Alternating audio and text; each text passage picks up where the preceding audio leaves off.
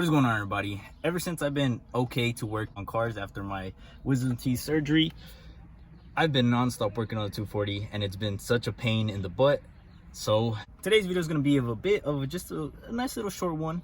I should be done with it quick, get you guys back to doing whatever you're doing. Today I am going to be replacing the side mirror on my 2005 Chevy Silverado. For those of you guys that do not know, this is one of my new acquisitions. It's my daily, and this thing has got to the point where it just falls off now. All right, it's not gonna fall off right now, but it should be pretty easy. I think it just pops on. We got a replacement. In order to do this, I have this little body panel removal tool kit. It's all plastic stuff, so it should prevent any damage to whatever parts you are removing. I'll have this link down in the description below if you want to pick it up, but I believe we're gonna try to use probably this one to remove the side mirror.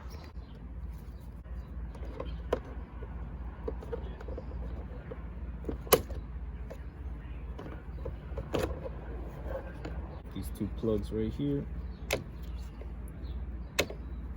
Okay, this one was on top, this one was on the bottom.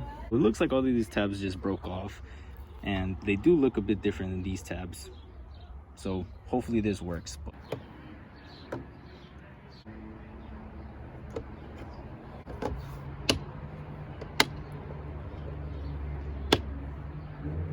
I can't tell if it's completely clipped on, but I think that should be pretty fine. Looks well, obviously it looks better than what it did before, but very easy install.